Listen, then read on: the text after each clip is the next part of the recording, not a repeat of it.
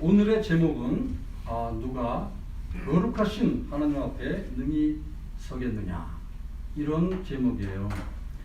이 제목만을 보면은 설 수 있다는 말이야, 아니면 서지 못한다는 말이야, 이렇게 벌써 딱 생각이 나잖아요. 두 가지가 있어. 하나는 설 수가 없다, 능히 설 수가 없다. 하나는 능히 설 수 있다. 그럼 우리는 지금 어떤 입장에 있어야 됩니까? 능히 설 수 있다로 가야 돼. 있다로. 예전에는 하나님 만난 사람 다 죽는다 그랬어요. 하나님을 직접 볼 수가 없다 그랬어요. 그런데 예외가 있다는 거예요. 예외가. 이 예외는 특별한 존재들이죠. 어떤 존재냐? 하나님의 마음에 합한 자. 이 사람은 물론 하나님의 형상을 우리는 잘 모르죠. 사람의 형상이지만 어떨 땐 불꽃으로 나타나시고 어떨 땐 천사의 모습으로 나타나시고 사자의 모습으로, 하나님의 사신이죠. 사신의 모습으로 나타나고 여러 모습으로 나타나시지만 우리가 하나님을 대할 수 있다는 것, 직접적으로 대할 수 있는데 아무나가 아니고 하나님의 마음에 합한 자, 하나님이 허락하신 자, 인정하신 자, 그런 사람만 하나님을 믿습니다. 이것이죠. 오늘 누가 감히 아니면 누가 능히 하나님 앞에 서겠느냐, 이 말은 사실은 하나님 앞에 서는 자가 질문한 게 아니었고 하나님 앞에 서지 못하는 자들이 질문을 했어요. 왜냐하면 언약궤를 본 사람들마다 다 죽었어요. 하나님이 죽이셨어요. 그러니까 와, 이 언약궤를 만지거나 보면은 다 죽는데 누가 하나님 앞에 서겠느냐, 다 죽는 걸로 사람들이 생각했습니다. 이스라엘하고 블레셋하고 전쟁이 일어났는데 이 블레셋 사람들은 이스라엘 사람들이 아주 귀중하게 얘기하는 언약궤가 있었어요. 언약궤. 이것만 뺐으면 완전히 승리하는 걸 생각했어요. 그래서 이 언약궤를 뺏어다가 블레셋 진영에 놨는데 그것이 세월이 갔고, 성경에 보면은 여기 6장에 맨 후부분을 보면은 블레셋 진영에 한 7달 정도 있었다, 이런 얘기를 합니다. 그런데 이 언약궤가 블레셋 그 진영에 있을 때 뭔가 불편한 거예요. 블레셋 사람들이 도저히 자기들이 감당을 못하는 거예요. 그러니까 막 거기다가 뭐 무슨 저 금으로 만든 쥐도 만들고 뭐 이런저런 막 해서 경배를 하고 뭘 해도 이게 안 돼요. 도저히 우리가 이 궤를 가지고 있어서는 안 되겠다, 그런 생각을 하면서 이제는 그 베스메스라는 지역의 사람들에게, 야, 너희들이 이거 갖고 가라. 이 베스메스 지역 사람들은 이 여호수아가 살던 그 지역이기 때문에 아무래도 이 사람들이 갖고 가면은 그 언약궤가 좀 뭐랄까 평탄하다 그럴까, 우리에게 하나님이 벌을 내리시지 않을 것 같다, 이런 생각을 하고 이 베스메스 사람들한테 너희들이 와서 가지고 와라. 그래서 이 언약궤가 옮겨갑니다. 옮겨가요. 그 베스메스 동네로 옮겨가고, 그 언약궤가 그 동네로 올 때 많은 사람들이 보면서 막 기뻐하고 즐거워하고 좋아했는데 이 사람들이 그 언약궤를 보자마자 다 죽습니다. 성경에 보면은 이 19절에, 오늘 본문에 바로 전에 19절에 나오는데 5만 70명을 죽이신지라, 하나님께서 그렇게.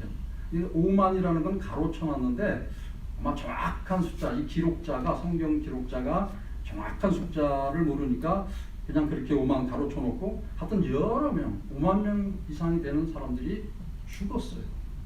그러니까 이게 이제 너무 슬픔에 차서 이 사람들이 지금 얘기하는 그것이 바로 거룩하신 하나님 앞에 누가 능히 서리요, 이 말을 하는 거예요.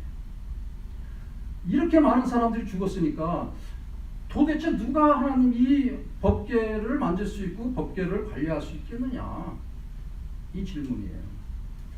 여러분, 오늘 이 교회에 우리 예배드리는 현장에 하나님의 영이 딱 나타났습니다. 나타나서 자, 누가 정말로 참 믿음을 지녔느냐?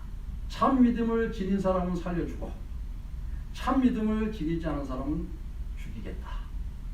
출애굽할 때 그 생각나죠? 그 문설주에 양의 피를 쫙 바르면 이 죽음의 사자가 쫙 가면서 양의 피를 바른 집은 그냥 지나가고 그것을 바르지 않은 집의 장자들 다 죽이는 그런 사건이 있었잖아요. 근데 그런 사건들이 그때만 있었던 게 아니고 그 이후에 이런 언약궤를 통한다든지 어떤 제사의 형식을 통한다든지 그런 것을 통해서 계속 하나님의 그 강권적인 역사는 지속되고 있다. 이것을 지금 성경은 이야기해 주고 있는 거예요. 자, 이런 역사 속에서 오늘날 우리는 과연 이런 역사가 눈에 보이느냐? 사실 현대를 살아가는 사람들은 이런 역사를 눈에 보지 못하니까 하나님이 계신 건 분명한데 이걸 믿어야 돼 말아야 돼 이런 경우가 너무나 많아요. 내가 분명히 기도를 했는데 하나님 내 기도를 들어주신 거야 안 들어주신 거야? 그런 경우가 너무나 많아요. 그럴 때 어떻게 하겠습니까? 이 말씀을 우리는 잘 봐야 돼요. 언약궤라는 건 하나님의 약속이에요. 그 약속의 심볼로 그 약속의 심볼인데 그 약속이 뭡니까? 그 약속의 내용이 뭐예요? 그 약속의 내용은 지금 제가 말씀드린 대로 구원을 받느냐 안 받느냐, 참 믿음을 지녔느냐 안 지녔느냐, 하나님의 뜻대로 행하느냐 안 하느냐, 의의 길에 서느냐 죄인의 길에 서느냐, 그 두 가지 중에 하나. 하나님의 뜻대로 살고 정말 하나님께서 나를 구원하셔서 영원한 생명으로 영원한 나라로 이끄신다는 것을 확신하고 살면 그 사람은 끝까지 구원의 길로 가는 거예요. 그런데 중간에 의심하고 뭐 이렇고 뭐 이게 왜 안 되지 저기 안 되지 하면서 살면은 어떻게 된다? 결국은 구원을 받지 못합니다. 이것을 계속적으로 성경은 얘기하고 있어요. 여러분, 우리의 신앙은 뭔가 긴가민가 하고 뭔가 보이지 않는 그 실체가 확실치 않은 그런 가운데서 지금 세월은 가고 있어요. 이 세상이 너무나 혼탁하고 확실치 않은 그 속에서 우리는 믿음을 지키고 사는데 뭔가 그냥 확실한 게 있으면 그냥 믿는데 좀 문제가 없을 것 같은데 확실한 게 없으니까 믿기가 참 어려운 그런 입장이잖아요. 그 가운데서 하나의 정말 중요한 것들을 오늘 말씀을 하고자 하는 것이죠.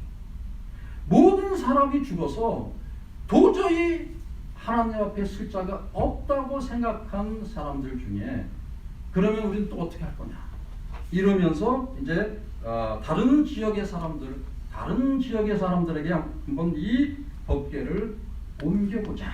그래서 어느 사람들이 여기에 기럇 여아림 사람들이다. 또 다른 지역의 부족들이겠죠. 그 사람들에게 이 법궤를 옮기면 어떻게 될까? 우리는 도저히 안 된다. 우리는 다 죽는다. 신앙이 부족하다 이 말이에요. 결국은 하나님 믿는 믿음이 부족하고 하나님 보시기에 합당치 않은 그런 존재들이었다. 그래서 지금 이 기럇 여아림 사람들이 와가지고 이제 여호와의 길을 옮겨요. 옮겨서 어느 집에 간다? 성경 말씀은 7장 1절에 보니까 아비나답의 집으로 이 법궤를 옮겼다. 생각해 보십시오. 이제 우리 목사님도 계시고 여기 뭐 장로님도 계시는데 이 법궤가 가는 데마다 사람들이 죽었잖아요. 현실적으로 다 죽었어요. 근데 사람들은 전부 다 죽는 걸로 알고 있어요. 그러면 지금 법궤가 이 아비나답 집으로 옮기면 내가 아비나답이라면 무슨 생각을 하겠습니까? 빨리 이 법궤를 우리 집으로 옮겨라 하겠습니까? 마음속에 아이고 나는 죽었다. 어떤 생각 하시겠어요? 나는 죽었다. 다 죽었는데 막 5만 명 다 죽었는데 나는 어떡할까? 이 걱정하게 돼 있어요. 근데 반전이 일어납니다. 반전이 일어나요. 이 집에 왔는데 이 집에 와서 어떻게 해요? 그의 아들 이 아비나답이 얼마나 고통스러워 속으로 와 우리 식구들도 이제 다 죽었네 하고 막 걱정하면서도 받은 거예요. 받고 아들에게 이제 그 법궤를 지켜라 하는 그런 책무를 준 거죠. 그러니까 아들의 이름은 엘리아살이다. 성경에 그게 나와요. 엘리아살. 그런데 놀라운 일이 있어요. 엘리아살이 그 법궤를 맡아서 지키는데 죽었습니까? 살았습니까? 안 죽었어요.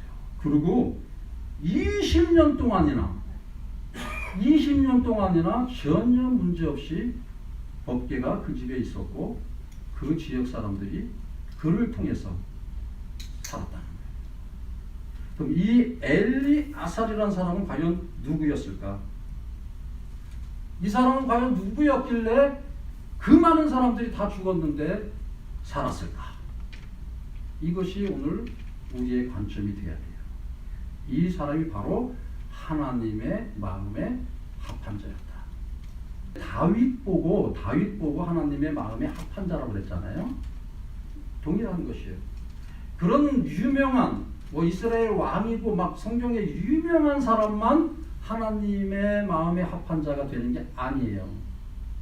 평범한 사람이라 할지라도 우리처럼 평범한 사람이라 할지라도 이 마음에 정함, 깨끗함이 있고 정말 순수한 믿음이 있다면 하나님 보시기에 족하다.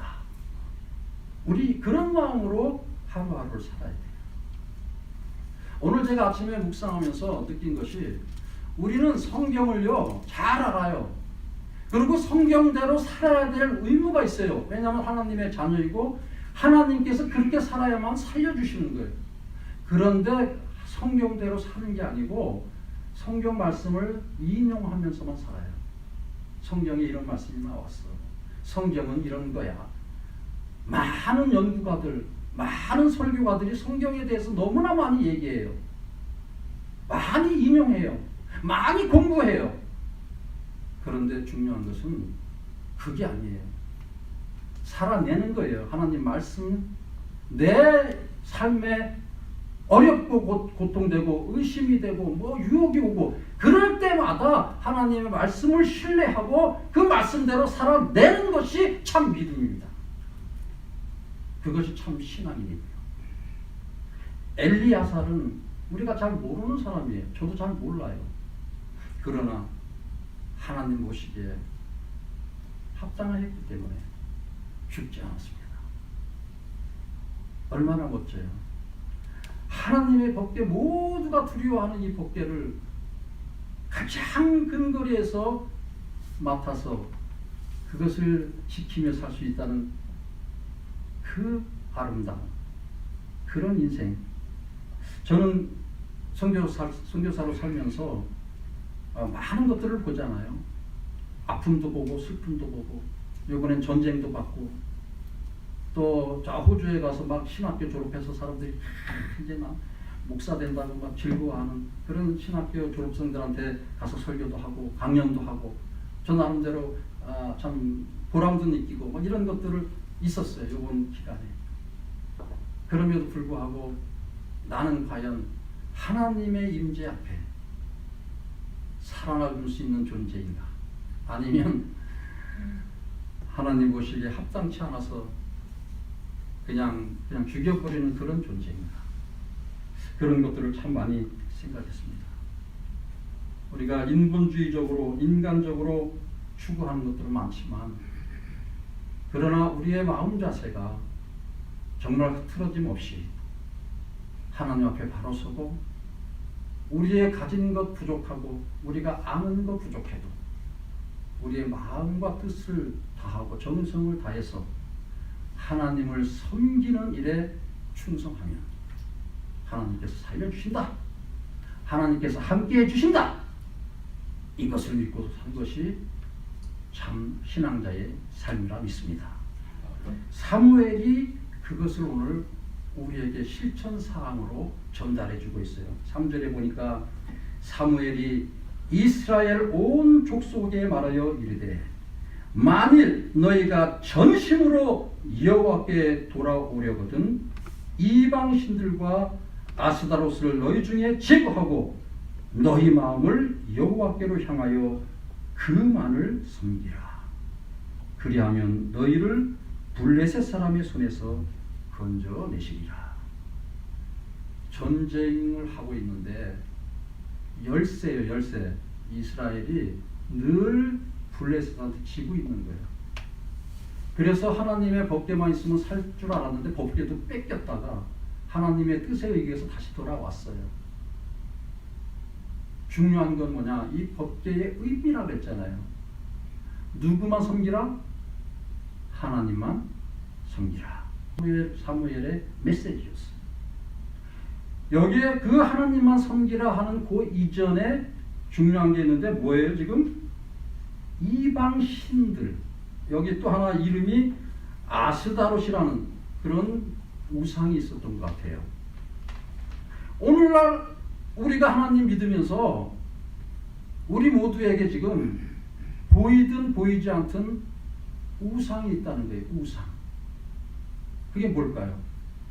돈일 수도 있고 명예일 수도 있고 아니면 나만이 갖고 있는 어떤 자존심일 수도 있고 하나님 앞에 다 내려놔야 되는데 내가 다 내려놓을 수 있지만 그래도 내 마음속에 저 깊은 곳에 내려놓지 못하는 그 무엇이 있다는 거예요. 그것 때문에 하나님만을 섬기는 그것이 약화되고 하나님 보시기에 합당치 않은 그런 일들이 벌어지고 있다. 오늘 이 말씀 속에는 아하, 내가 하나님을 잘 믿지만 뭐가 안 되는 게 있네. 하나님께서 풀어주시지 않고 자꾸 뭐가 막히는 게 있네. 그럴 때는 뭘 생각해야 된다? 어쩌면 내 마음속에 정말 나만이 아는 어떤 깊은 또 다른 신, 여기는 신이라는 게 이제 물론 그때 당시에는 우상을 얘기하겠지만 내가 나만이 확신하는 신념 아니면 이념 아직 이런 것들이 신앙생활하는 그 성경적인 요소보다 더 강할 수 있다. 그렇게 될 때에 하나님 보시기에 합당치 않다. 예, 돈은 뭐 누구나 다 아는 문제고 우리가 생각하는 뭐 우상이라는 그런 것들은 이미 우리 삶 속에 많이 이렇게 벗어났어요. 그런 거를 초월해서 사는 사람 참 많아요. 그런데 그 아집이라는 거, 나만이 갖고 있는 그 깊은 신념이라는 거, 이런 거를 떨쳐버리기엔 너무나 힘들어요. 저도 마찬가지예요. 다 양보하는데 양보 못하는 게 있어요. 그래서 동생하고도 말도 안 하는 경우가 있어요.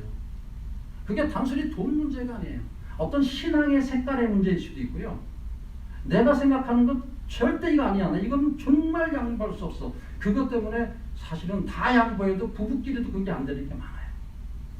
근데 그것까지 내려놓을 수 있는 것, 하나님 앞에 그럴 때 해결되는 것, 그런 것들 여러분 찾으셔서 조용히 하나님 앞에 한번 대화해 보세요. 다 내려놨는데 나 정말 하나님 믿는데 왜 이렇습니까? 내가 뭘 더 내려놔야 됩니까? 하나님. 그런 걸 한번 하나님 앞에 정말 깊이 대화하면서 내 자신을 돌아보는 그런 시간이 되기를 축복합니다. 그래야만이 절대적으로 하나님만을 섬길 수가 있어요.